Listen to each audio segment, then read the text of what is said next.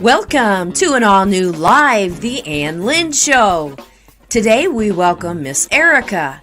We're going to be talking about the rewards and challenges of being a foster parent.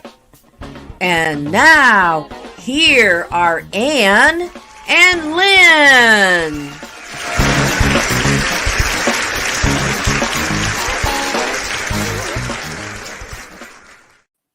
Good morning. Whoops, I got to bring you back. Good morning, Lynn. Good morning, everybody. Coffee clink. Coffee clink. Clink. Okay. Clink, clink, clink. Oops, sorry here. Clink. Clink, clink. Clink. Hey, that's pretty good. Yes. Good sip, morning. Sip. Everybody take a sip. Yes. Oh, good morning. And today is going to be a wonderful show. And Lynn, you kind of froze on my end, I saw. So if by any chance we lose, you lose us, just stay right there. We'll be back. Of course. Of course. Yeah, in case we get lost in the in YouTube somewhere. We'll be back. You can't lose me for too long. I'll find you. Yes, you will. Yes, you will. Well, today's going to be a wonderful show, but before we get started, there might be somebody watching that's never been here before. And so I just want to say welcome to the Ann Lynn Show. I am Ann. And I'm Lynn. And welcome. Welcome. And we are real life sisters, aren't we? Sisters. We're sisters. We're real life, and we just love being retired. Yay! We need to be refired. Refired. Well, with a little coffee help, we can be refired. Well, Lynn, how did your week go since the last time we were live? Did you do anything fun, interesting over the last 7 days? I'm thinking that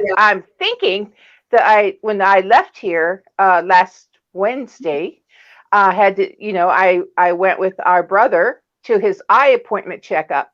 He had pressure and was having a hard time. Yeah. Guess what? Pressure was normal, and he doesn't go back for 4 weeks after that eye surgery. Wow, that's wonderful. Isn't that wonderful? Yes, it is. He is working, and his eye will, continue to heal. It's just been a short time. Yeah. So that's kind of what we've been doing. And the weather here in the Midwest, where I live, not where you live, has been excellent. It's going to be near 65 today, near it. Are you kidding? Near it. And some places will hit 70. Not in our state, but the next state, neighboring state will hit right around 70. Then I think a little rain's going to come in. So then a cool down in the 40s, 40, almost 50 for a couple of days. And then back right up. Oh my gosh. Well, you know when spring is? When? Spring, I believe, I'm going to turning over here to look at my calendar. I believe that I could be wrong, but it's something like March 20th, maybe in that area. I think you're right. And we change our clock. We change our clocks. We spring forward. In what, about 2-3 weeks? I think 3 weeks, I believe.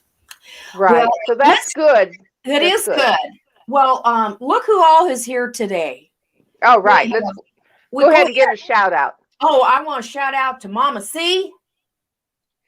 Yes, and Barefoot Lass, to Girly. Let's see here. Cheesehead Cowboy. I know. Whoa. Welcome. So, and I don't think I've missed anyone yet. So no. That is wonderful. They got to jump in the chat so we know who you are. Hey, can I read this? Yeah. Okay, Cheesehead Cowboy. Hey, ladies, how exciting. My husband and I are going through the fostering license process right now, hoping to adopt. So, you just hang on there for just a moment. This is the show for you. Yeah. It is. And I want to keep this right here. Don't want to move that chat because I want our guests. I'm going to read this to our guests this morning. Yes. Oh, I got to give a shout out to Barefoot Lass. Thank you. Okay. So my hair. She said she liked my hair. Oh, And so, yes. and so here's the funny thing about that, right? So this morning I sent a video to one of my best buddies in the whole world, a girl I love. My second sister, almost said third, my second sister. Yes. And she knows who she is, and she'll be watching the replay because she's at work. But I sent her a video, and I said, I was just telling her I was getting ready for all new live show today. And I just washed my hair, and I said, now, should I let it go curly? Or will I flat iron it later? And so anyhow, she wrote back, I like it curly. So I said, yeah, I left it that way. So that was kind of funny this morning for me. So anyhow, yeah. So this is, somebody said, did you curl your hair? I said, no, I just wash it, put some product on it, and this is what I get. So yeah, it's a big difference from when I had it short here about a year ago. So yes, like mine. Huh?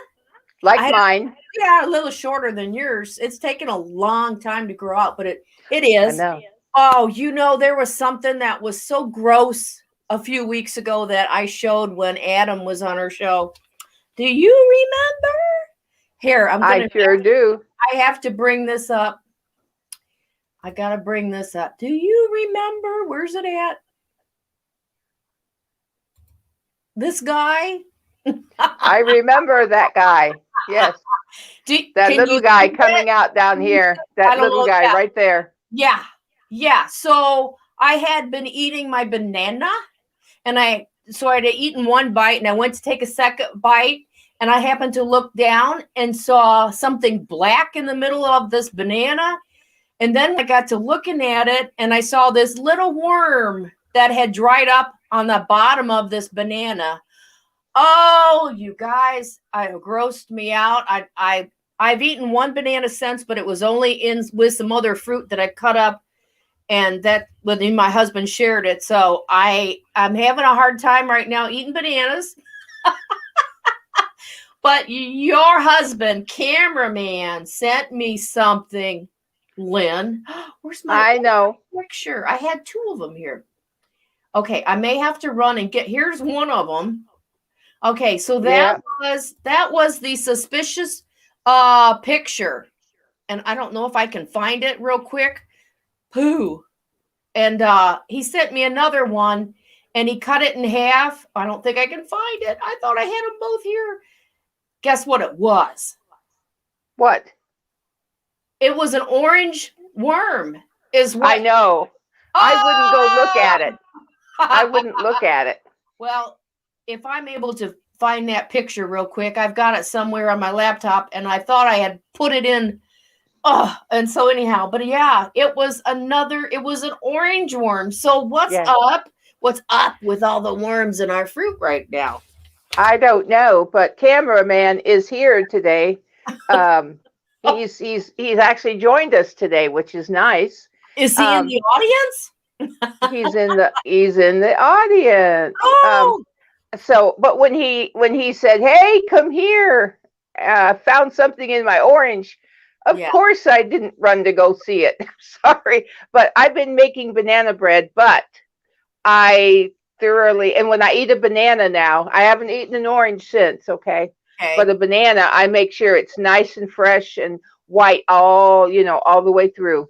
Well, I think that was a I'm still looking for that picture. Hopefully I'll find it. That was a organic banana.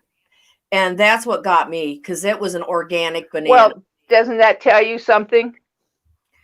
I guess it wasn't sprayed, so the banana grew. I mean, the worm grew in it, Oh. One time I was given fresh broccoli out of someone's garden. Yeah. And I washed it. I did everything. Yes. And I went to cook it. And when I went to cut it, to serve it, there was a huge, big, fat green worm that had been on that broccoli. I steamed that poor little thing. So I don't know what it is about us and fruit and fruit now. I'm not going to be able to find that picture, but that's okay. Well, listen. Before we go on to our special guest, I do Yes. want to just if there's guys out there and ladies who are into solo board games, there's a new channel out. Shameless plug. It's my husband's channel. It's called Dave's Gaming Cave. And hey, DeGurley, put that in there for me, if you would, the name of his channel, if you're still here. Dave's Gaming Cave. And he has started his own YouTube channel. And I'm so proud of him. And I'm going to actually interview him, and we'll put it on the channel just because it's an interesting hobby that he has, I guess. And it could, Right. I mean, there's a lot of people into this. So what it is, you're playing a board game, and it is like they're like World War I, World War II, and their campaigns. And you may be a pilot, you might be a person on the front line. So anyhow, it's kind of a fantasy game, but it's based on real events. So anyhow, that's what he's into, y'all. So anyhow, shout out, shameless plug to Dave's Gaming Caves. And I got to do this. Talk, Lynn. You're just like Memo. She can't go anywhere. Well, actually, I'm just like Memo, actually. I have notes up. I'm in the attic, so my ceiling's like right here. So I have notes all over the ceiling. Do this, do that. Do you have your Kleenex? Do you have your coffee? So right. Anyhow, and okay, one last thing before we go to our special guest. Okay. In 2 weeks is St. Patrick's Day. I know. And so we want you guys to send us your how do you celebrate St. Patrick's Day? Or do you? Right. But we'd like to see you. Yeah. Do you wear dressed in your green? In your green clothes? Maybe a hat or a necklace that you wear, something you get. So send us your pictures. Right down here is our email address. It's backwards. Lynn Ann, but it's lynnann1740@gmail.com. Send us your picture of maybe your dog dressed up in his little green outfit, or your kitty cat, or whatever. But send us your pictures, and we'll show them on St. Patrick's Day, right, Lynn? That's right. Absolutely. Because Are we a little bit Irish? Yes, we are. Okay. I've always thought we were, and I know that the family's doing the what do you call that? Ancestry stuff. Yes. And so we have a little Irish. We've always celebrated it, though, huh? We have, especially when we were working, because we didn't want to be fuddy-duddy and get pinched. You remember, you used to get pinched if you didn't have green on. Yeah, now you probably can't do it. You can't do that in the workplace no more. No. You get in trouble. Yes. All right. Are you ready, Lynn? I'm ready. I am ready also. Okay. So, you're going to introduce? Who do we have today? Okay. Yeah. Okay. I'd like everyone at the Ann Lynn Show to give a warm welcome to my daughter-in-love, Miss Erica. And here she comes. And here she is. Good morning. Good morning. Hi, ladies. Hi, Miss Erica. How about a mama kiss? Good to see you, Mom. Good to see you. Hey, super fan is here. Oh, yes. Oh, are we ready? Yeah, show everybody. Can you see it? Yes. I got this. For those of you who have known the Ann Lynn Show since the beginning, I would say. Yeah. Yeah. I used to be called Super Fan, and I won this mug off of them. We had a contest. Yep, you sure did. And she won. She was the super fan. So maybe we'll do that again sometime in the future. I can't win. You can win a Ann Lynn mug of your show it off there. Miss Erica. Sure, and do the hand model thing. You too can own your very own Ann Lynn mug. It's a really nice mug. I use it all the time. It is nice. I got a good one. That's fun. I'd like to welcome Miss Mary Ann to the show this morning too. She is watching us. Well, good morning. Hi, Mary Ann. Good morning. And I want to read a chat to you, Erica. Yes. And this is just gonna make your day, I do believe. Cheesehead Cowboy said, "Hey ladies, how exciting about this program. My husband and I are going through the fostering license process right now, hoping to adopt." Wonderful. Isn't that wonderful? That is wonderful. So I know that this is going to be a special program for everyone this morning. Yes. Oh, I hope so. Especially for yep. Yes. But I've been a fan of the Ann Lynn Show since it started, and it's nice to be on here. I've been on a couple of times, maybe. Yes. Yeah. Yes. Yeah. And I've been on a couple of times, but this is the first time I'm actually like a guest. A guest. Yes. Total guest, all by yourself. You were part of a song. The whole family was a part of a song, and I tell you what, granny rap. Yeah, yeah, and no, not the granny rap. The cadence call. It was for Adam. Yeah. Yeah, and he still really likes that. He said that really blessed him. Oh yeah, I remember doing that. Let's see if I can find that. Keep talking. Yeah. Okay. Well, we had fun with him. Yeah. And I was in. We did one on Thanksgiving. Not obviously last year, but the year before, because we were talking about Black Friday shopping and things like that. Oh, all that good things we used to do. I'm wondering, what this year will bring. Oh. I am on a library board, and last night was our board meeting, and they are actually planning to maybe have some outdoor activities for the children this summer. If all goes to plan and all goes to how our state responds, how we are here. And so that's really a good thing. Right now, they're just doing take and make. They just take them and make them at home.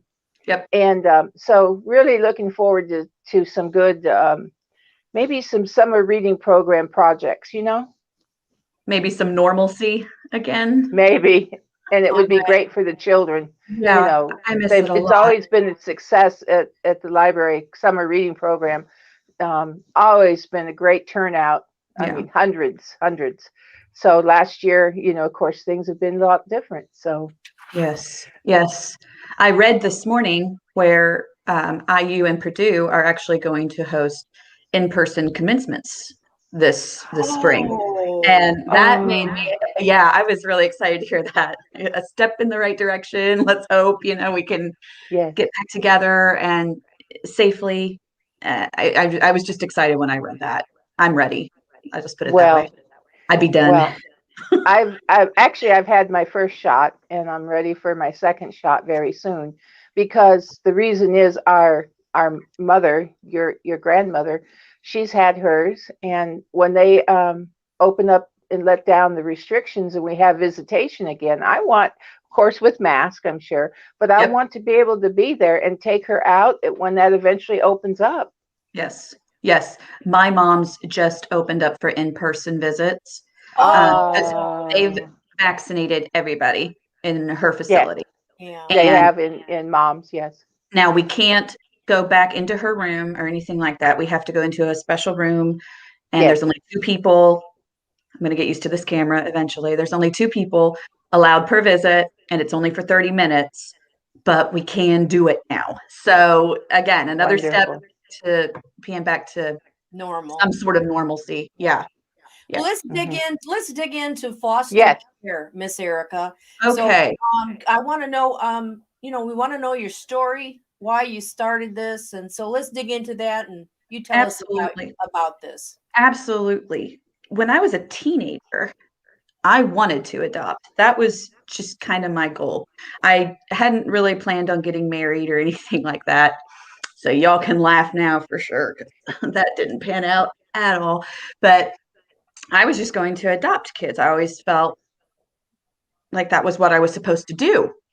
So I met somebody that both of you know, and fell crazy in love and married him.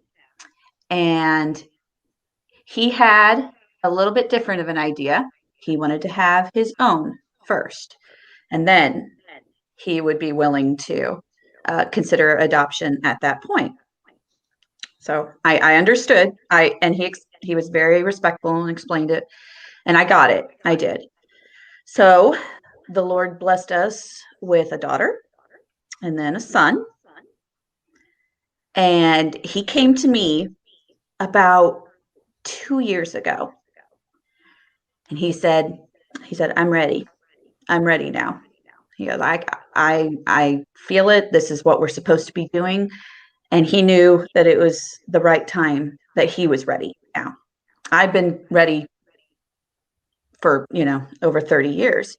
And he had just come to the conclusion that he was ready to do this. So we started the process, which I could honestly talk just about the licensing process today Yes, and for a long time. And I won't, because it's a lot, guys. Your heart has to be in this to even make it through the licensing. Okay, so it took us 5 to 6 months to complete it, start to finish. Okay. If anybody comes back and watches this and they've thought about it, like, well, I might be interested in doing that at some point. I will just tell you that the very best thing that you can do is contact your local. There will be a local Department of Child Services in your community. They're everywhere throughout the United States, and there will be one specific to your district or region, whatever term they use. So you have to contact them, and there is a class that you will go to take, and it's called Foster Parent Orientation. And at that meeting, you'll either be scared and run, or you will take the mountain of paperwork that they give you and the classes that you will have to take and all of the information that they're going to not only get on you, but also anybody that lives in your household, anything of that nature, all of your finances, your history, even your childhood, how you experienced growing up. wow. You have to tell them in detail everything about you, and you have to be honest. So you go to this orientation meeting, and that's pretty much where you can make the call, like, okay, we're going to do this. We're going to do it. Or this is not for us right now. This, even just getting licensed is a commitment. If I'm being real, Yes. it's a huge commitment just to get licensed, because there are a tremendous amount of rules. And again, I mentioned the paperwork. It's no joke, ladies. I mean, you've got to get your fingerprints done, background checks run. If anybody in your house is over 18 that lives with you, they have to get that done as well. So there's a whole lot to it. And not only do you get licensed, but you have to continue ongoing education for the rest of your foster parent future. You have to maintain so many hours of training every year. Okay. So like, you'll take these classes, and they're called WRAPT courses, and that stands for Resource and Adoptive Parent Training. Okay. You'll have to take 3 of those to get licensed. If you want to adopt, you have to take 4, which that's what we did.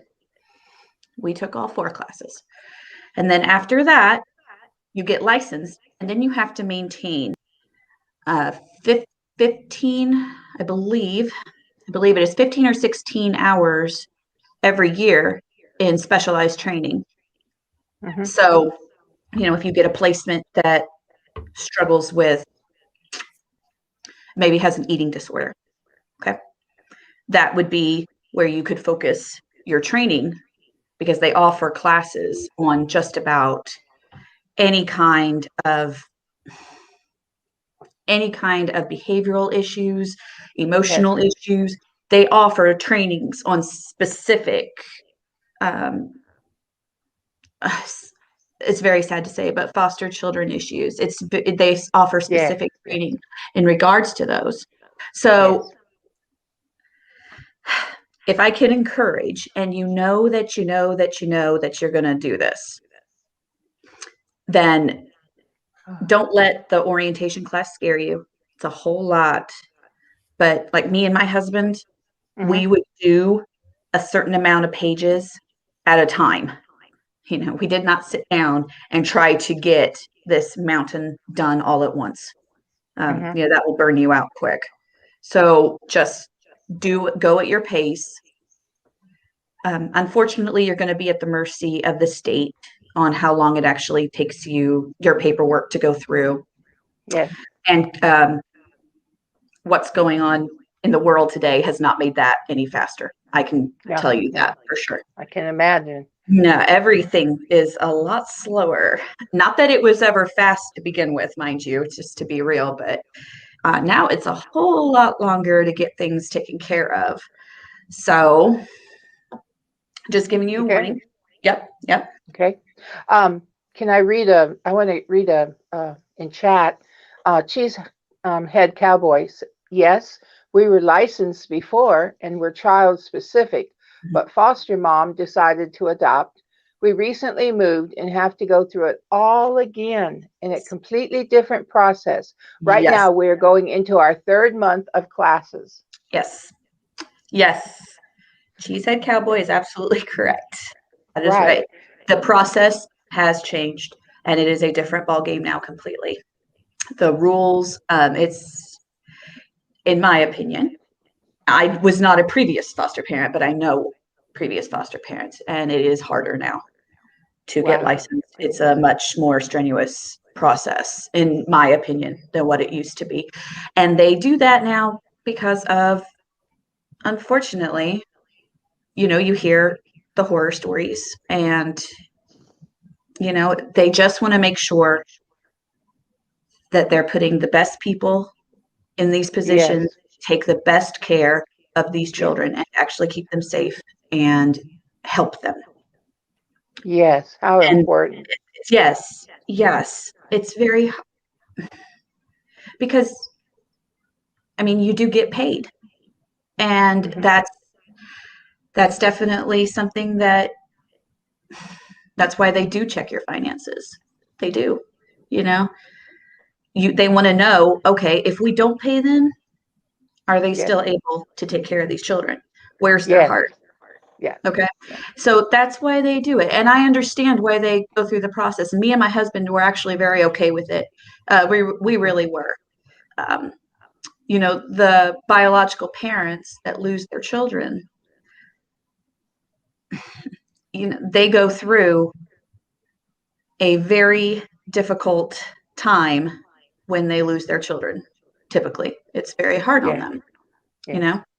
They may be in denial in a lot of ways, and that happens often. It does, but they still lost their children.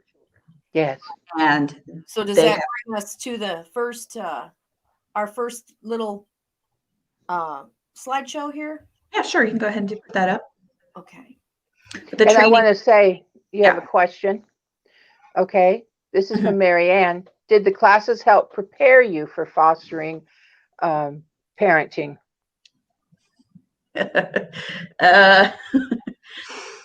I don't know if anything will ever prepare anybody when you get that very first placement in your house.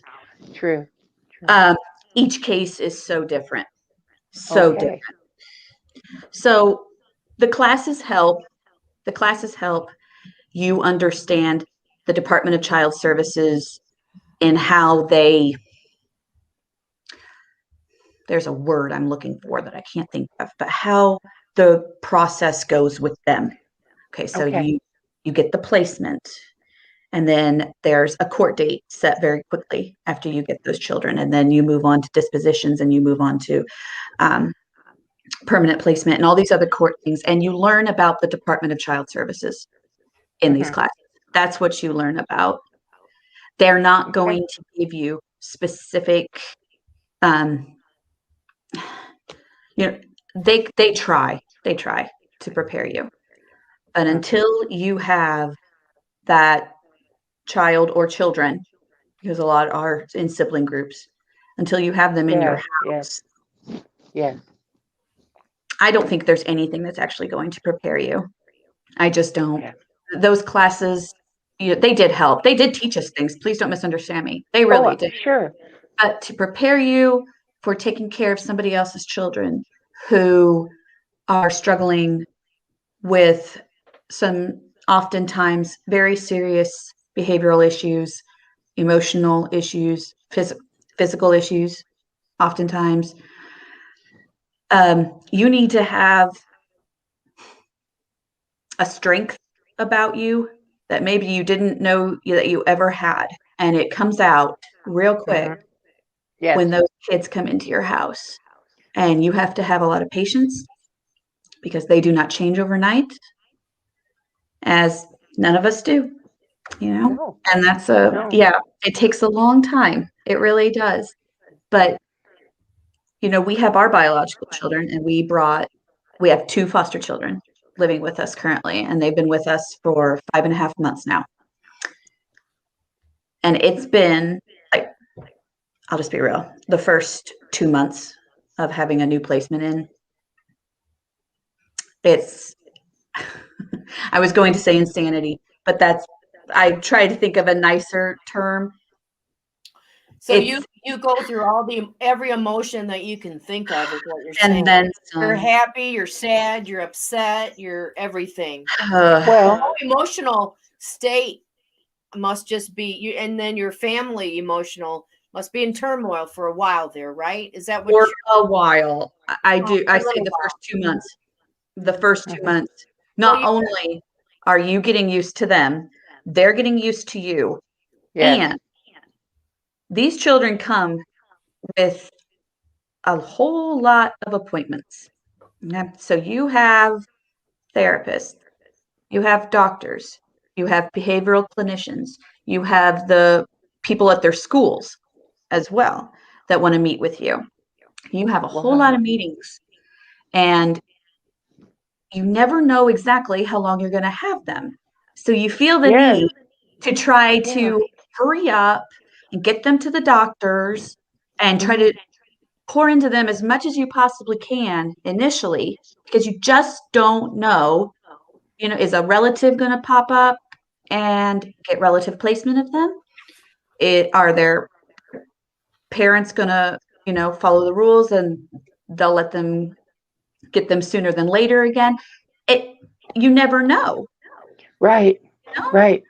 And also, there's a comment. The hardest thing is hearing the stories about what these children are coming from. I don't think anything can compare you. I think the end result is the most rewarding, knowing that you made a huge difference, sometimes life-saving difference. Yes. And I'd like to say, I want to welcome Amos Black and Helen Dickinson to our show. They've joined us, and we're glad that they have. Yes. But and another thing, some of the children that come to you now, some are what they call adoptable. I mean, they foster, and then they come in, and if things like you say, wow, these are the children we want to have as our son, our daughter, whatever, our 2 sons, for the rest of our lives and their lives, then they're adoptable, and you go through that process. But then some of the children strictly are foster, meaning you could have them a year or 2 years and go back home. That is correct. That is Yeah. That's Yeah. hard. I mean, all you can do is know that you did what God required. You put, physical, you helped him mentally, and actually spiritually, which is the long lasting aspect. They've seen they know what a good family home looks like, Yes. because like you said, most of them have no idea what a good family looks like. They've never sat down for a meal together. They've never had their own bedroom, or never Correct. shared a clean room with anyone before. Correct. Maybe Yep. never had clothes before. Well, Correct. let's I start mean, at the limited. beginning. Let's Close. start at the beginning, ladies. Let's start at the beginning now of your Yes. slides here, so Okay. we've got several to Okay. go through. So we'll start with the first one here. Miss Erica, do you want to talk about this one?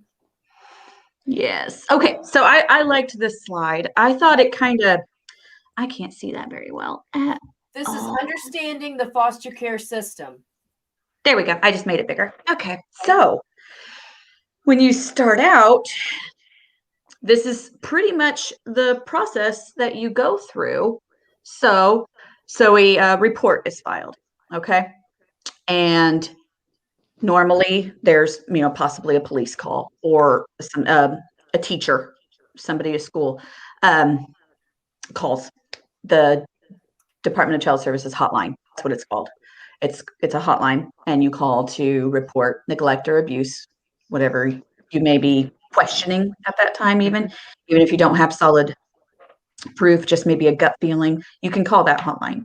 Okay, and then they either, based on what the police determine at that point, they close the case and say it's not worth our time, or they open it, which case here we are as foster parents.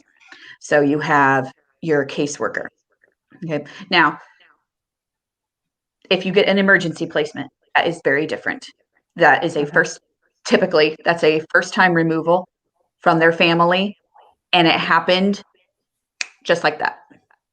Okay. So the situation was very bad. That's how we got our foster children. They were a first time removal and an emergency placement. Okay. There was no caseworker assigned to this case. They had very little information on these children whatsoever. Okay, so give you a heads up. That does not necessarily, when this says a caseworker and a service plan, that does not always happen right away. Okay, it took us a while to get those things in place. Okay, so then they can order services. And that's what this additional resources means. Okay, so they're going to be like, all right, can we offer this family in-home therapies? Or can we offer them support at school? Can we get them transportation needs? In which case, they do in-home services, and they don't actually remove the child at that point. Okay? They can do in-home services for children, and they don't actually remove them. And then the caseworker visits, and that pretty much happens for probably around, it depends on the severity. It is different, but on a typical, I'd say for about 3 months, the parents are kept under supervision of the Department of Child Services, and they make regular visits to the home. If after the designated time is over, they say, okay, they're doing well, they close the case. If those services have been unsuccessful, or if, like in my case and many other cases, it was so severe that they pulled the children immediately, then you go from the child removed from parents if prevention and protection services is unsuccessful. Okay. And then they are officially foster children. And that is a very hard pill to swallow for children, especially if you're going to go with older children. It's very hard. It's a different ball game altogether. Babies, they're easier. And I hope I'm not sounding bad when I say that. But if you can deal with sleep deprivation, you're going to be able to take care of a baby, and Yes. you're not going to have the behaviors that you're going to have out of a teenager. Okay. It's a different situation entirely. So, Right. Now the reasons for the removal? Neglect will always be at the top, and they won't see. Personally, I put all of these except for parent death, honestly. Except for Because- parent death, I put all of these in neglect. Okay. So- Right. So they're neglect, drug abuse, parent, caretaker, inability to cope, physical abuse, child behavior problems, inadequate housing, parent incarceration. Oh, alcohol abuse. I'm going to say alcohol and drug, right? And definitely. drugs. Yeah, drug abuse is down there. Yeah. The sexual abuse, drug abuse. Oh, I see it. Child disability, relinquishment, parent death, and alcohol abuse. Oh, the child is the alcoholic. Right. So those are terrible, but that's the reality, isn't it? That's very much. I mean, Very much. that's the reality of unfortunately our world right now, and our children. Correct. Our children, and especially being in their homes for the last year, most of them. We have some places that have had school still, but others, most of us have had kids that have been home for a year. So what kind of toll has that taken on children in the foster care program? I would think it would even be worse, wouldn't it, Erica? So in our county, hotline calls decreased by 40%. Now, I want to ask you. But does that mean that the abuse actually decreased? No. So the teachers are huge with the hotline. Okay. Yeah. They see these kids every day. Yes. They have direct access to I love it because every classroom has or at least every classroom should have that number posted for the teacher to have easy access to call immediately. Teachers are the hidden gems, really, of this because they get to see it every day. And when you remove the children from school, and also, I mean, just public in general, right? Yes. Yeah. Couldn't go anywhere, church, out to eat, places like that where other people could see. Yes. Especially if there's physically bruising, cuts, things like that aren't your typical, the emotional abuse that can be harder to see sometimes, but the physical abuse is typically what people look for. And if the kids are hidden away or, quarantine, well, I don't want to use whatever, but if they can't go out in public and have hopefully somebody notice them and call the hotline, right, the parents aren't going to call it. They're going to get in trouble. So it's very sad. It's this time that we're in has not been very helpful at all to children in dysfunctional families and homes. It's been very rough. Yes. Been very rough. So I've got this next slide. It's talking about the fiscal year. So is this fiscal year? Yeah, it shows several years here. Yep. And I can tell you, this stopped at 2016. We're at 442,000 currently that are in foster care right now. Now that number changes on the daily, by the way. They enter and they go out on the daily. But 442,000 is the rough estimate right now for America, or just United States. 442,000 children in foster care. That is correct. Okay, right now. Yes. Now that includes those that are pre-adoptive and those that are foster children. So that's a lot big number for the 50 states. Yeah. And then, so here's some more foster care statistics. Yes.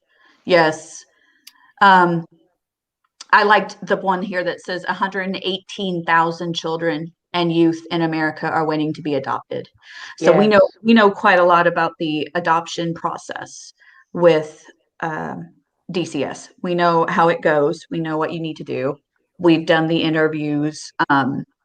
We know what it takes, but I don't think that people truly grasp, because I've had so many people, ladies, I've had so many people tell me I could never foster and send them back home. Okay. Then foster to adopt, or Yes. go through the Indiana adoption program. It's called IAP.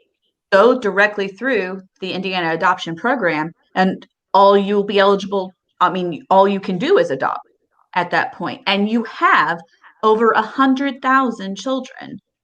I'm sorry, I stopped myself. But each state has many, many children that are termed legally free or adoption ready. Okay. Now, legally free, that's I don't want to get into a whole lot of the terminology because there's a lot that goes with this, but that means they're on the verge. Okay. Termination of parental rights is either just about to happen or has happened, and then they become pre-adoptive after that. So there's so many. And for those of you that have considered this, or you're listening and you're like, I would love to open my house up, but the thought of sending them back to the place that hurt them so much initially, and that is very hard. Believe me, I know, because you pour into these children, and then are you just doing this for nothing when they go back home? No, because I think, I know you probably think that, but I would think that what the values and the family life that you've instilled in them, they'll remember that their whole life. Yes. That's the thing. Yes. That's the thing about kids. You can say something to a kid. Hasn't somebody said something to you when you were a kid that you have never, ever forgotten, whether it was a good thing or a bad thing? Sure. Because I have. Sure. And so you know that good things, even though this has been a horrendous situation for them, whatever you can give to them and pour into them that is good, yes, they're always going to remember that.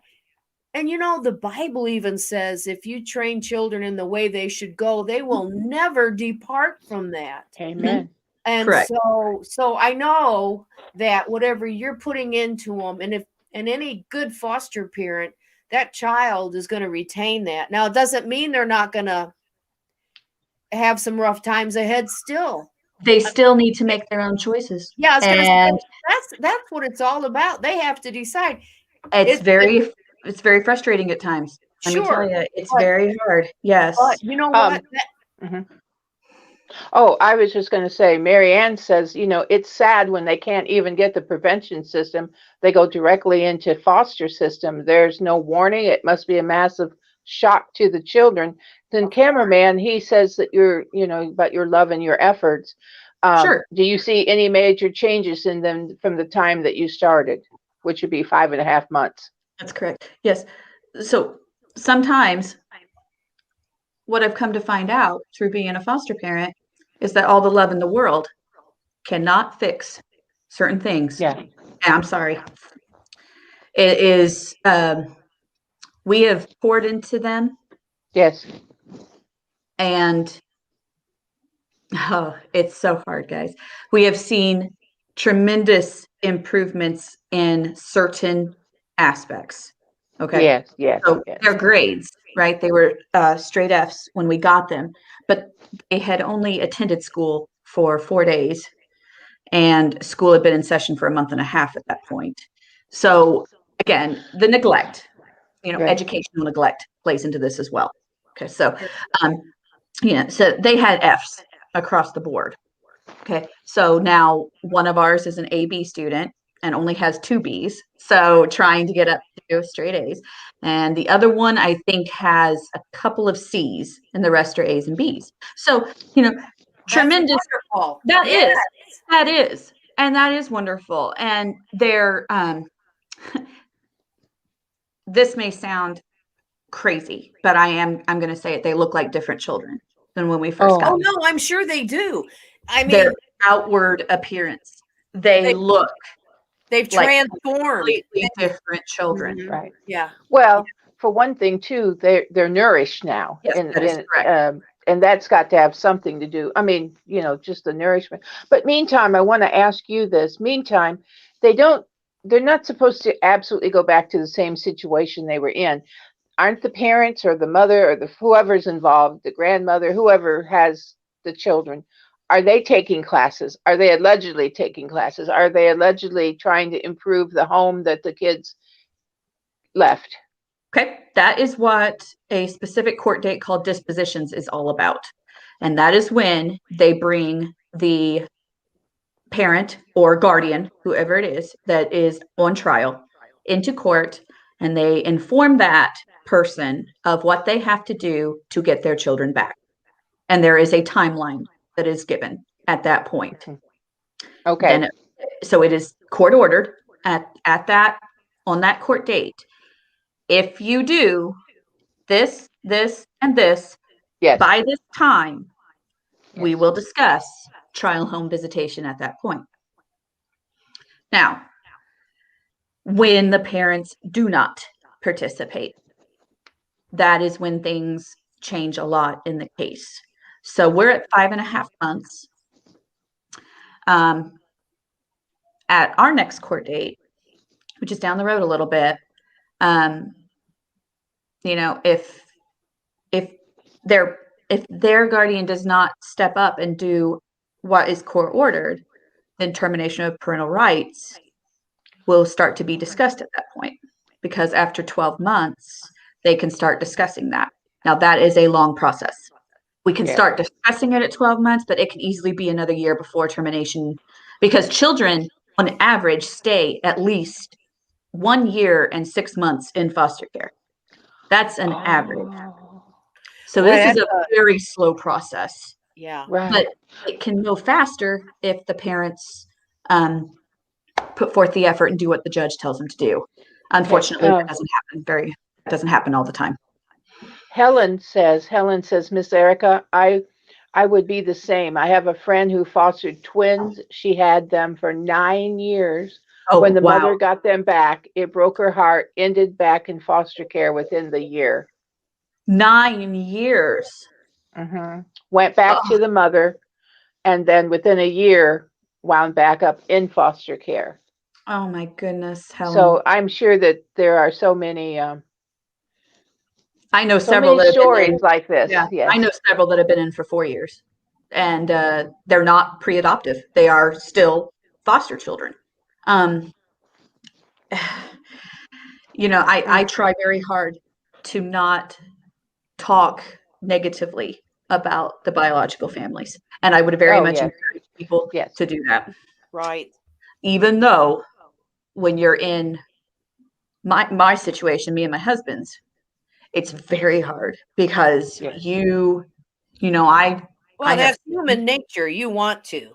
That's human nature. You want the best for these children. Right. And you want the parents to step up. You do. And you do. For whatever reason, they aren't able to because of whatever situation. They don't want to. They want to, but they don't have the want to. And oftentimes, being a Christian, we have the idea of breaking generational curses. Okay. So the Bible discusses things of that nature, but if you don't have a solid foundation in the Lord, generational curses are a real thing. Yes, they are. You can see it in the foster care system where the parents themselves did not have a good upbringing. Oh, they might have been in foster care themselves, right? That's happened many times. Yeah. And then they have children. And in their minds, they're doing the best they can. Yes. Because they've never been shown themselves how to be an effective parent. Okay. They don't know. So it's it's just a vicious cycle for them. And it's so heartbreaking. Yeah. So, me and my husband, we try very hard Yes. to never, ever speak poorly of their any foster children that we have, their Right. biological families. Right. I would very much encourage you to keep that to yourself, bottle it up if you have to. Oh, yes, yes. Go punch something later on, okay? Right. Because Well, let's get to this slide for the mental health. yeah, Let's pick that up. yeah, that's a hard one. Yeah, 80%. It honestly, it's probably higher than that at this point. With the situation that we're in the world right now, I would definitely put that closer to 90 at this point. Isn't that sad? Yeah, Isn't mental that health sad? issues. Honestly, you will, if you put your heart and soul into this foster parenting and you try to give them every resource available, you may have multiple therapists, like not just one. You will have a psychiatrist, a psychologist, and then these things called behavioral clinicians. And then you will have people directly in the school that are specific for either special needs or special or children with behavioral issues Yes. that will help them as well. So there are people out there to help. Unfortunately, it kind of all falls onto you as the foster parent to make that happen. You really do take the role of mom and dad. Like our foster children call us mom and dad. And that doesn't happen all the time. That does not happen all the time. I know in our foster friend group, there are children that do call them by their first names until they're either reunified or put up for adoption. Yeah. So because we're not mom and dad, we're not. Well, I tell you, we're greeted like grandparents, and which blesses me. Yes. But we love them also, and Yes. you can't help but love if you just. Oh, hey, you're- I've always said we have so many kids in our family. Right. If you don't like children, this is the wrong family to Yeah, be no, in. just kidding. Just kidding. 'Cause That's- We have a lot. we have children of all ages everywhere, don't we, Lynn? We sure do. We sure do. And I want to. all my children, all 7, and all my grandkids, and all my nieces and nephews, and Oh, I mean, we just have a big well, big I'm family. gonna. I know our brother would not want me to say this because he'll be watching, but I just want to say that's his view of our family. What he would do for one of his sons, he will do for my son. Yes. He will do for your children or your grandchildren. He just did something for one of Ann's daughters, and he said, "Well, why would she be any different than my? Isn't that's a big heart?" And I give him a shout out. I do too. Yes. I think that's what families should He do. didn't have to do what he did. She needed something, and great expense. He said, "I don't care." I know. And he's a good man. So yeah. And I want to give a shout out to Bones. He joined us. Good morning, Bones. Good morning, And Bones. Cheesehead Cowboy says Wisconsin tries to have plans in place so they don't get stuck in the system. Sure. There are still cases where a permanency plan doesn't step up. Correct. When the first plan is off the table, keeping kids in the system. Very right. Yes. And then Mary Ann says, outside the foster parents, what are the must-have people these kids need? Would you say that the sociologists, or I don't think it's psychologists, it's psychologists are at the top of the list? Who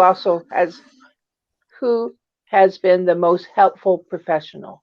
Okay. And I'm assuming yes. Okay. They're teachers. They're actual teachers. The people that they see the most often, those people, because nobody likes to hear that a child is a special case. Okay. Right. Kids are kids, right? Okay. There are about 4 teachers between my 2 foster children that I absolutely love with all my heart because of what they've done for my foster children. I cannot even explain, like, up and beyond, to the point where I contacted the superintendent of the school district and I said, I have to tell you about these teachers. And he gave them commendations. But those people that deal the most with the kids every day, I want, and every foster parent wants them to understand that foster children have I'm just going to say it, they have different brains. They're wired differently than a child that has been raised in a more average home, that's been safe, never dealt with abuse, things of that nature. That would be like my biological children. And then you have my foster children that were raised in a horrible environment their entire life, their whole life. And I'm not going to go into details, but just know our foster children are on the older side, and their brains have been wired because of that trauma. And they process things differently, and they don't understand things the way that we would. Okay. They may take things extra personally. They may be extra emotional. They may have behaviors that are terrible. I mean, I don't know how else to put it, but but that's how they survived. Right. That was how they made it. Right. That's a good point, because they've been just in survival mode, haven't That's it.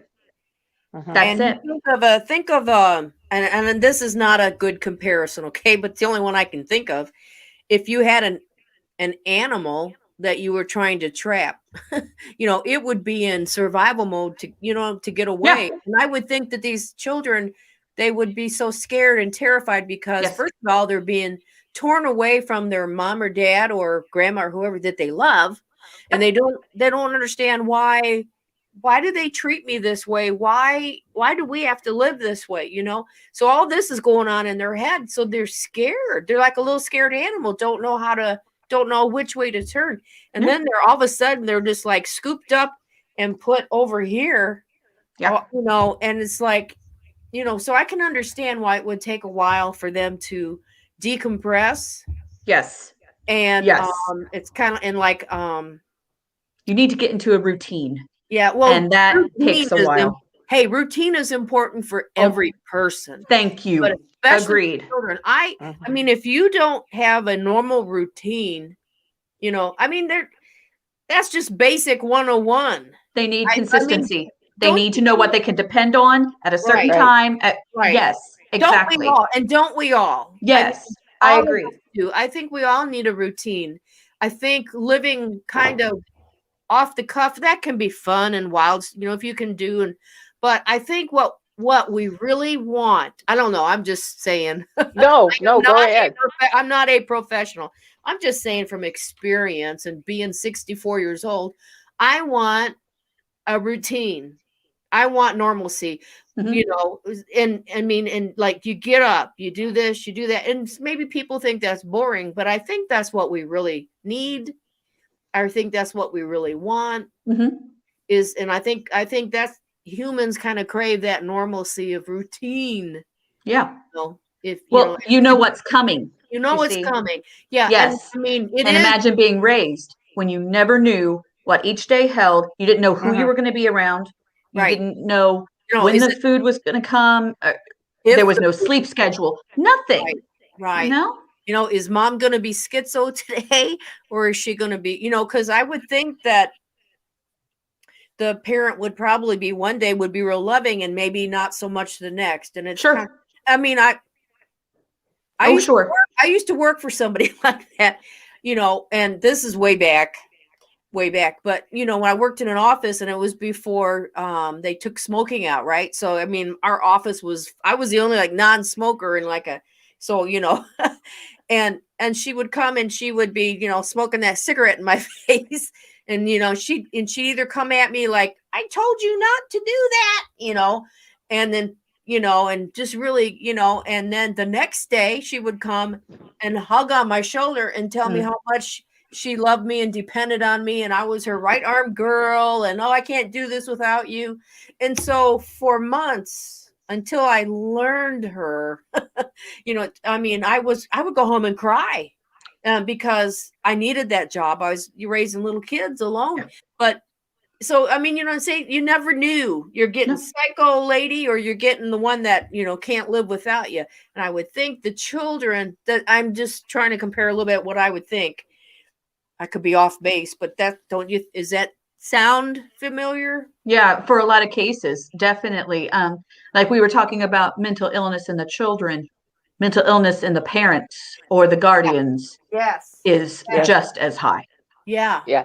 Yeah. It's just as high. So this last slide, Miss Erica, I'm sorry, Lynn, go ahead. I just want to say, Bone said, that bus drivers are also the first to see these. Yes, to see bus drivers. All children. That's a good one. I mean, we're all children. Yes. And the last to see them at the end of their day. Absolutely. And he said, I had foster children on my bus. Yes. So, good. A bus driver, a good bus driver can tell a lot of things too, because they get to know that child. Yes. Absolutely. Yes. I have my foster children's bus driver's personal cell phone number. Believe me, Bones is absolutely correct. That's right. The truth. Bus drivers are very important. In fact, we lost our favorite one here recently and we had to start over. Oh, that's something as a foster parent, when you latch on to a person who shares in your heart, like just wants to help these children because they understand that it's not the children's fault. Right. And it is never the children's fault.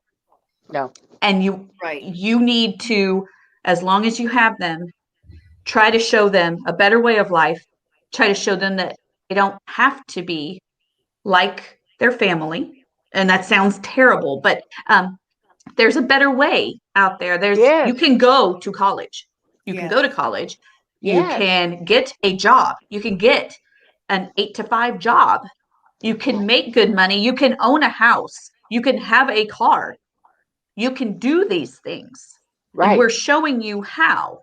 And we've helped get their grades up to where now, like one of ours could not read when they came. Okay, could not read. So I got him into this special. I got him into this special class, and we worked with him. And now he reads. He reads, and he can't say anymore. He's no longer allowed to say, "I can't read." You cannot say that in this house anymore. And the word "can't" is just not in our vocabulary at all. Okay, kids need to know how important they are, how special they are, and how strong and brave and smart and just they can do whatever the Lord puts on their hearts. If they want to be a doctor, work towards that. Okay? Yes. Sometimes we're not raised in the best of families.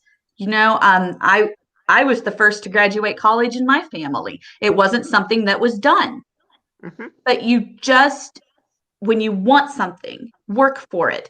And a lot of times foster children don't even have that mentality. Like, it's just not possible for me. Right. And they've said that many times. I can't do this. I'm not smart enough. I'm not strong enough. I don't know that stuff.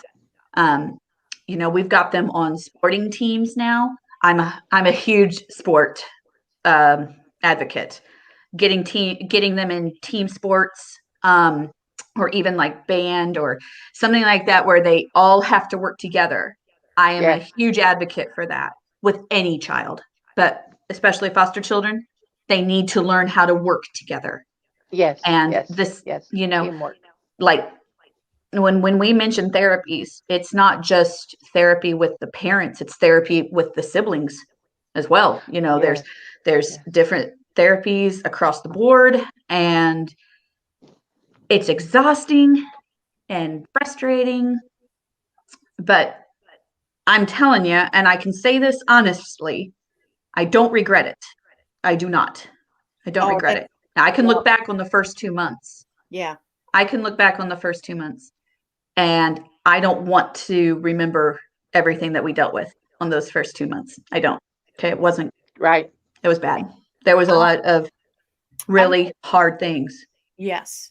Yes. Well, Bones says he has a couple of stories to share on this subject. And if everybody can bear with me, Bones, are you driving down the road? If you'll answer my question. If I don't know, you probably are driving, because I was thinking I could have you call in if that's okay with it. Is that all right, Miss Erica? Of course. Of course. Yes. Oh, I want enjoyed to the show you welcome. did with him. That was a good show. Yes. Oh, Mhm. yes. We want to welcome Travelers Guild to our show also. And they say, I agree completely about team sports. Thanks, Yeah. guys. Yes. Yes, I agree. I agree. Very important. Yes. And we have one more slide to go over real quick. I'm hooking up with Bones here, and That's Okay, okay. then you That's go okay. ahead and I can chat. put the slide up. okay, I've got Bones taken care of there. All right, let's go over here. We have one more, and this is about children aging out of the foster. Yeah. So this is a very real thing. Mhm. If the child is not in residential treatment or some form of a group home where they can stay till around 22 or 23, typically at the age of 18, they are pretty much on their own. If their foster family does not want to keep them anymore at that time, there's something called collaborative care that they can enter.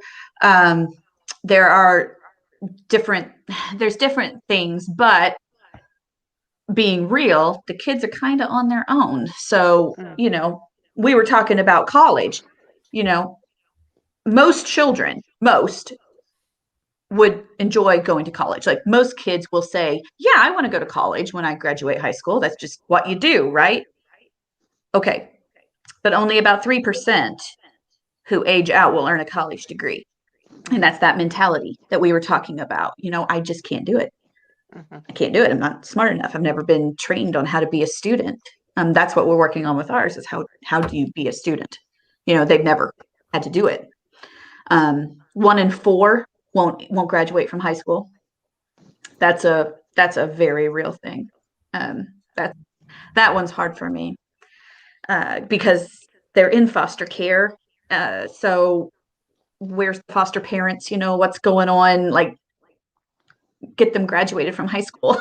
I don't understand that one, but it's legit. It really is. A lot of these children do not graduate.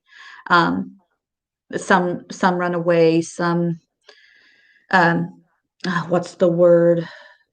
X. It starts with EX.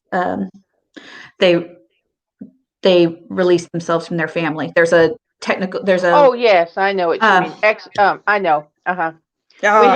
We knew a young boy that did that and came and lived with our parents. Okay. Excommunicated. No, that's not it, but it's like That's that. not it. I can't remember what the word is. But they just remove themselves completely from their family, and Yes. It's a very, very oh, it's sad.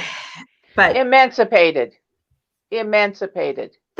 That sounds right. Is that it? Yeah, because we knew a young man his father emancipated him, and he had nowhere to go, so he came and lived with our parents. Yes. And graduated from high school with our parents. That's the one. Thank you. That's the word that I was looking for. Yeah. Yes. Okay, guys, I've got Bones on the phone. All right. Bones, can you hear us? Yep, I can hear you. Okay. I got you up as loud as I can get. Whoop, there we go. Can't hear him very well. Let's hear your story. I'm actually going around Chicago right now. Okay. One of my favorite cities. Oh. I just went past O'Hare Airport. Oh wow. Nice. But I see when I used to drive bus, and I drove bus, and my bus was a special needs bus, and a lot of the times other bus drivers couldn't handle some of the other students that were foster students. Yep. And so they got put onto my bus. my bus was basically a catch-all, I guess you could say. Mm-hmm. But it just we had several families that were 2 to 3 foster children, and they were all siblings at Yes. the same time. And there was a couple times that the actual parents of the foster kids would show up Yeah. to the bus stop or Yep. to another bus stop and demanding to get on the bus and see their children. Yes. And I just couldn't do it. I knew who they were because they had done it, tried to do it before. So what I had to do is I had to actually make a call to the police and Correct. to dispatch and to I had all my parents' phone numbers. Smart man. Smart. So and they all had mine. Yes. But when I left, they were all they were all upset. Yes. I Yes. I couldn't live that. It just wasn't enough for me to live. So, but I just had a couple of times where people, the actual parents, just showed up and demanded their kids. Yes. Or wanted to see their kids, and I just couldn't do it. You know, there's, of course, I had talked with the foster parents, and they had told me that their parents could very possibly come and try to get them. You know. Yes. Yes. So we had to go through all that training that, because we go bus drivers, you wouldn't imagine how much training we go through sometimes for the certain situations that go on. I would imagine. And that's where restraining orders come into play, Bones, as well. And that's something that not a lot of people want to talk about. But yeah, you know, when biological family doesn't abide by the rules set by the court, then oftentimes restraining orders are put into place. Yeah. So it's rough. Yeah. At one point, this was a different time. One of the parents actually got physical and tried to rip the doors open on the bus. Yeah. Well, you could tell they were on something. But yeah, just by the way they were acting. But yeah, the foster kids, the bus driver is the first one to see them in the morning. Yes. And my bus was a happy bus. Well, you're a happy guy. Yeah. Need more like you. Need more like you, sir. If they wanted to read a book or something like to that extent, I had a basket of books up at front to where they could, if they wanted to, they could grab a book and there you go. Oh, that's so great. We need more people like that. We really do. Yes. I commend you. Yes. Well, thank you, Bones, and we love you. Yes. You know, Lynn Yes, and I we love do. you, and we're so. Love you too. And we're We gonna. love you. Yes. We want to have you back on our show again soon. Oh yeah, definitely. Okay. All right. I'll be doing a live after this, or not after you guys, but a little while after, and I will be going from Indiana to Petoskey, Michigan. Oh, That's cool. Lynn, do you know where Petoskey is? Petoskey. Petoskey. Petoskey. Yes. Up. Is it up? Is it? In the All right. thumb? Give us an idea. Is it east or north? It's north. North of. It's north. Kind of in the range of Traverse City. Yes. Okay. Yep. Petoskey. Our dad used to, drive truck, and he would go to Petoskey also, which is a pretty good run, isn't it? It's what? It's pretty. It's a pretty far piece from where we lived. Yeah. Oh, yeah, but it is beautiful. Yes. Upper Michigan, beautiful. It is pretty. Hey, I have something, one more. This is really good. Travelers Guild. One of my best friends was a foster child, and he still considers his foster parents as his own family. He goes back for holiday visits and such. they Aw. really capitalized, really helped him become Aw. successful in life. And that's what Wonderful. I'm believing Me for. too. Yes, Me too. successful in life. Yes. Well, we'll let you go for now, Bones. Okay, you guys take care. Middle-aged kisses to y'all. Okay, Granny Oh, kisses to you. Bye, Bones. bye. Bye. Bye-bye. Oh, That was nice. great. Oh, Yes, that was great. I'm so Yes. glad. So you just, boy, I never thought about bus drivers until just with this discussion. Yes. yes. One of Yes. ours gives, because one of my foster children rides the bus on their own. And one of our bus drivers, she would give my foster child a snack. And it was Oh. just specific for her. And it was just really sweet. And it always made her day just, to get that special attention. Yeah. Yes. Yes. Yes. Yes. Because a lot of times with foster kids, they haven't been given much attention, or it's always been in a negative sort of way. So they have to relearn so many things when they get put into, I don't want to say normal, but a more functional Stable. household, stable. Stable. Yes. Stable. Yeah. Yes. So they have to relearn a whole lot of things. Yes. And it's been interesting, being a foster parent, being a biological parent at the same Yes. time. There are definite, oh goodness gracious, because we're not mom and dad, and I cannot have the control that Right. I do with my biological children. I don't have that with my foster children, and Yes. that's just how it Yes. goes. I have control to an extent, and it's not much.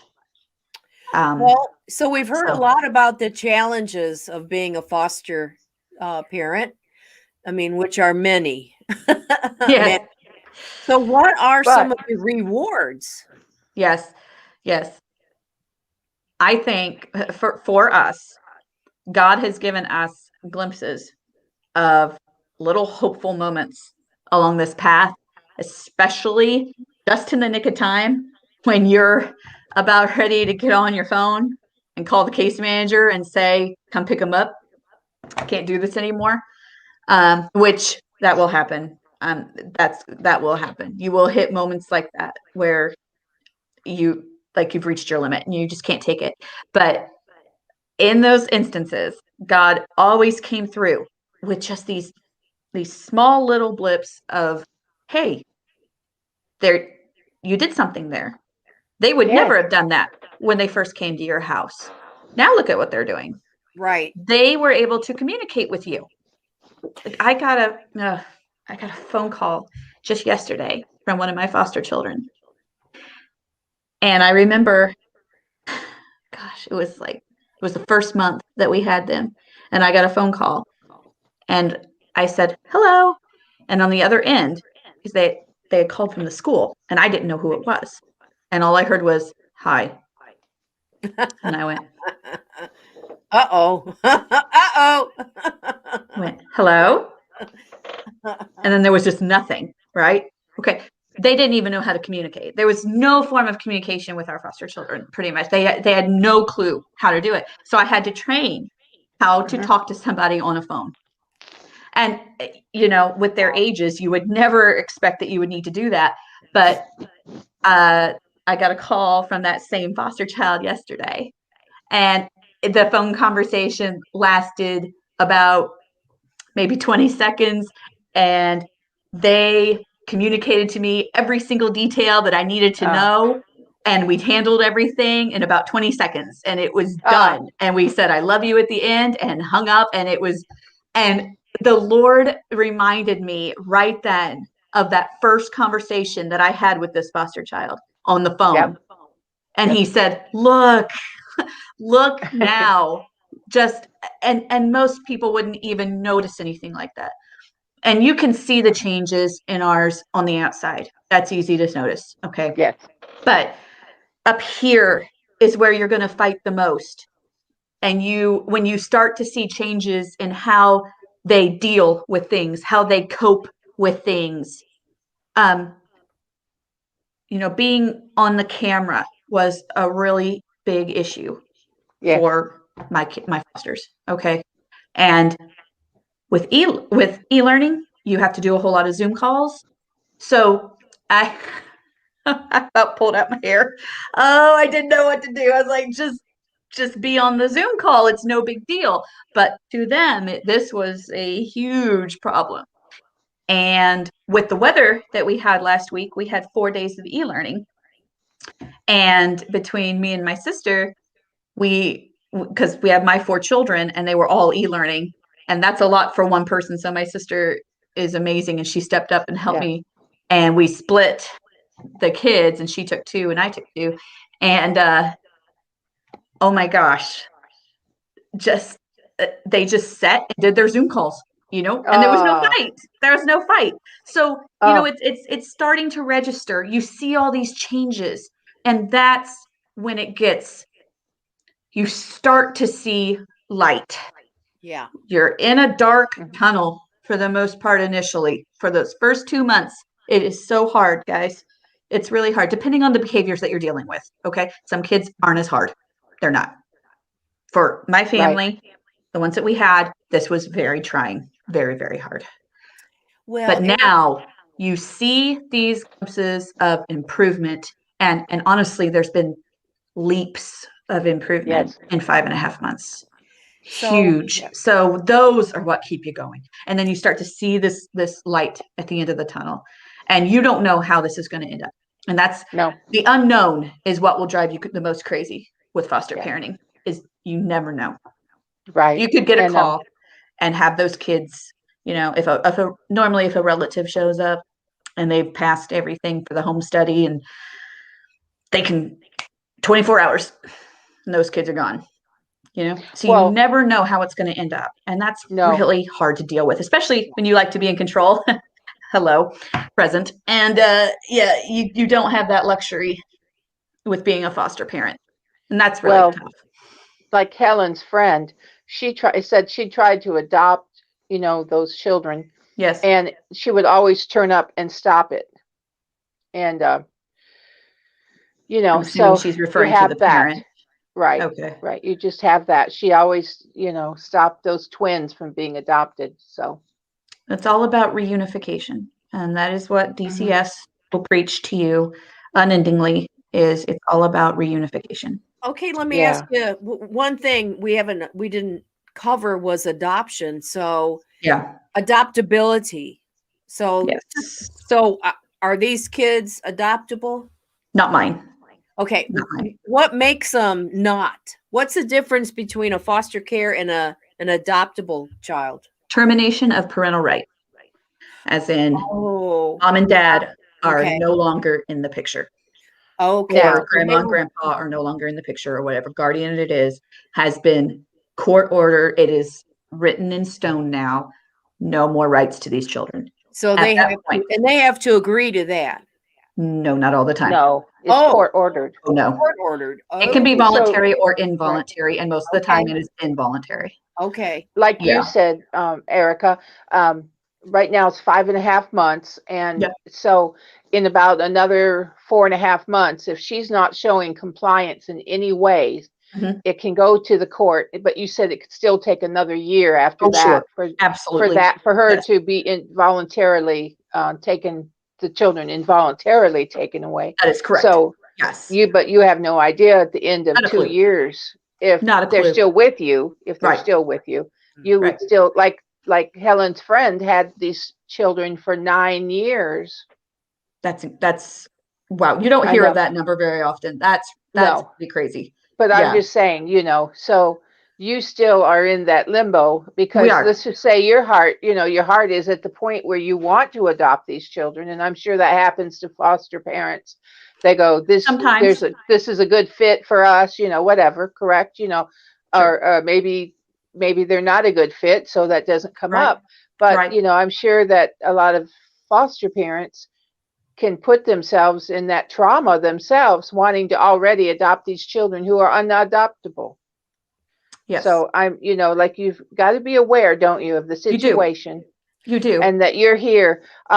Travelers Guild says, wow, I'm glad that there are people out there like you, Miss Erica. Thank you for stepping up and helping these children find normalcy Yes. Oh, I'm in their trying. lives. Thank you. I can't say enough. Thank you And so then much. Mary Ann says foster parents are truly heroes because they completely transform lives in these kids for sure. No.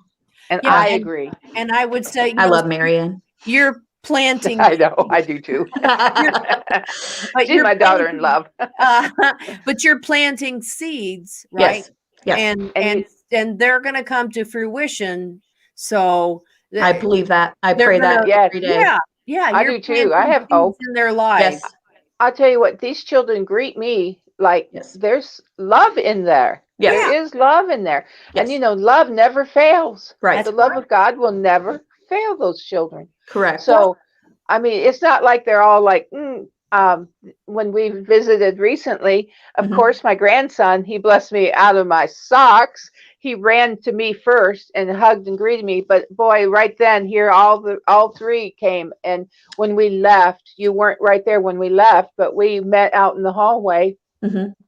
and they all four came around, cameraman and myself, and hugged on us and Yeah. loved on us. Yeah. And so I That see, wouldn't have I see happened. that. That wouldn't have happened the first 2 months. No, It took a lot. but we've Yes. tried to show love too. We've tried to show that we have a love for them also. Hmm. Yeah. And I that's think that important. it never fails, right? Right. Right. So, but you But have quite a great task. it was Ladies, mentioned.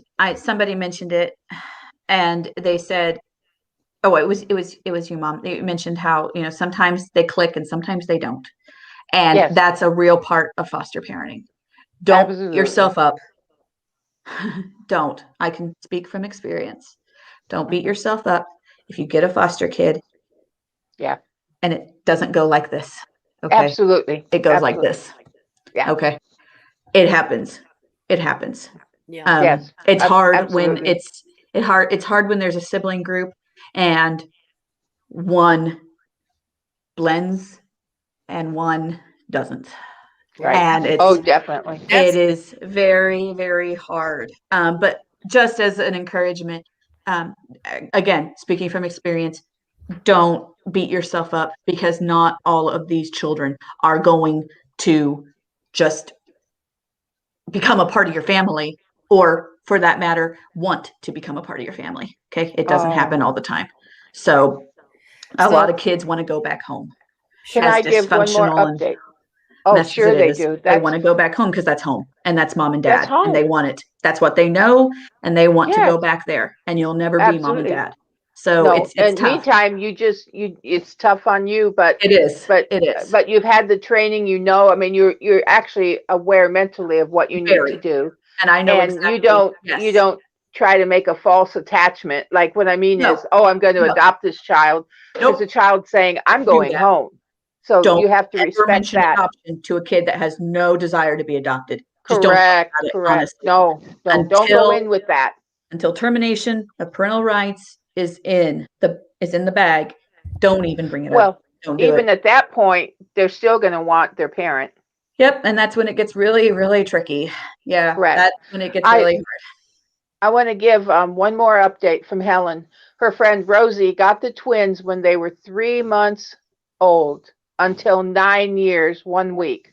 Wow. They now may get a chance to adopt. Mother will not get them again. Kids are with another family, but Rosie gets to visit. Oh my. Oh my. So but they may get a chance to adopt. So I hope so. After 9 yes, years. Oh my goodness. right. And then The they'll only be home taken those children away and put in another family because the Right. mother just flip flops all the time. Right. Yes. Well, So Miss Erica, yes, we've been going here. This has been such a wonderful, informative show. yes. Good. I've enjoyed it. Oh, I've enjoyed it. Is there anything that you would like to say? We're going to have to probably wrap this up shortly. Okay. If anything that I've said has just struck a chord with you and you're like, you know what? I would definitely be interested in this. please contact your local Department of Child Services. Just Google it and it'll be right there. And all you have to say is, I'm interested in being a foster parent. When is your next orientation meeting? And you show up to that orientation meeting, and that's where the whole thing begins. And it's actually not hard to get started. Okay. And there's no timeline. So long as you get it filed within a year, there's no timeline on this paperwork or anything like that. You need to have it done within a year normally. And then you get licensed. And then depending on your specifications, which you will have, you'll say, I'm open to any kid, any age, any gender, any race, any disabilities, or you will have limitations, and you will have to put that in your paperwork. It does not mean that DCS will always care about what's in your paperwork. I can vouch for that. Yeah, that doesn't always matter. But if you have limitations, especially on age, that is a very big one for most foster parents, especially if you have biological children and you want to maintain, a certain chronological order with ages or anything like that. You need to put those specifications in there. And honestly, if you're not a Christian, I would encourage you to become one if you were going to do foster parenting, because you're going to need the Lord a lot of prayer. A whole lot of prayer. Yes. But he will see you through. And I recommend it. I honestly do. I do not regret doing this. If you have a heart for it, give it a try. I really encourage you to. Oh, wonderful. And thank you for having me, ladies. It's been a pleasure. Welcome. So Helen says, thank you for your experience with us. Heartbreaking and so rewarding. Yes. So it's both, isn't it? Very much. Very correct. Yes. Yes, it can be both. Very much so. In one day, it can be both. In 1 hour, it can be both. Aw, look what Traveler's Guide said. Thanks, Ann and Lynn and Miss Erica and Mods and all the chat peeps. This was truly a wonderful show. How special. Thank you so much, Travelers. Thank you so much. Well, before you go, Erica, Miss Erica. Oh, yes. Stay right here. Right here. Lynn, you just knocked your... I was excited. It was an earthquake at Lynn's house. Did you see the earthquake at Lynn's house? Her camera. Did you hear that? Did you hear that? Oh, we saw it. Your camera shook. Well, my hearing came out. I want to show. Okay, well, this is a good point. We're going to show who's going to be on next week. Oh, yes. Oh my gosh, you guys. Now, and men too. You need to watch this. Okay? But sure. They have skin. Yeah. Sure. Hold on a second here. I'm going to get us ready here, and we're going to see who's coming on next week. Lynn. Pretty over 50. On the next all new live, The Ann Lynn Show, we welcome Kimberly of Pretty Over 50. Pretty Over 50 is dedicated to skincare, makeup, and style for the over 50 lady. But ladies of all ages will love Pretty Over 50 on our next Ann Lynn Show. Be here on March the 3rd at 10 a.m. Eastern to join us with Kimberly of Pretty Over 50. That's going to be a great show too. So everybody right now, go over to Pretty Over 50 and check out Kimberly's channel. She's going to give us skincare and makeup and all kinds of advice. I'm looking forward to it. I've got all kinds of questions for her. I'm not over 50, so no. Oh, you have to join us and watch. Let's put it this way: if you're if we tarry, you're going to be over 50 someday. You just get ahead of it. I mean, way down the road, way down. No, it's so way down the road for you. Oh my gosh, yeah. Can't even see it. No. No, that's true. You can't even see 40 yet. That's right. Yeah, right. Yeah. But hey, Now we lying. All right. I've told You're DeGurley and I've told DeGurley, I said, when I said, geez, it was like when I turned 40, I had to get reading glasses. Well, guess what? She turned 40, and guess what she had to do? She had to get reading glasses. Poor I said, DeGurley. Yeah. Now DeGurley's going to be almost halfway to 50. And I said, just wait till when you're over 50, this happens to you, right, Lynn? Oh yeah. And Wait then till you're over Yeah. 60. And then I said, when you get over 60, Oh no. oh my. Oh no. Well, now I'm going to give a shout out to my big birthday this year. Okay, Yeah. here's a shout out. I'll be 70 in October. So hey. No way, Lynn. No way. No way. Well, No you don't way. look it. You don't look Thank it. you. No way. Yeah, you really don't. Yep, thank you. Yeah. But And I maybe will, party time this year. I think so, because I will be an official senior citizen. I mean, I'm Yes. already one, but This year. I don't feel like it. Do I? I just don't. No, feel you don't like look it. like it You either. sure don't I look don't like think- it either. I mean, can you believe it? I can't believe No. it. But anywho, No. we've got good genes. I tell you, our mother You is still do. beautiful. She's beautiful at 90. Your mom is my goal in life. Yes. Okay. Your Me mom, too. grandma's Me my too. goal. Yes. Yes. Well, ladies, it has been wonderful. Erica, we're going to let you go, sweetie. All right. Thank you, Love everybody. you. It was a pleasure. Oh, Oh, bye. mwah, mwah. Bye. Bye. Thank you for being Bye. on. Thank you. Bye-bye. Bye, everybody. Wow, Lynn. Wow, what a tremendous. Hey, we had a question. Cameraman said, is next week for men too? Well, I'll just say this. I'll Absolutely, say yes. this. The skincare, I hope for him Yeah. that the skincare, because men need to take care of their skin. They do. They need to moisturize their skin. And even around the eye area, she's going to give some, whoops, there went my earthquake again. Sorry. Earthquake. Earthquake at Lynn's. Yeah, I'm Earth looking shake. forward. You need to everybody go over there and check out Kimberly's channel though. Pretty Over 50. Yeah, Right check it now, out.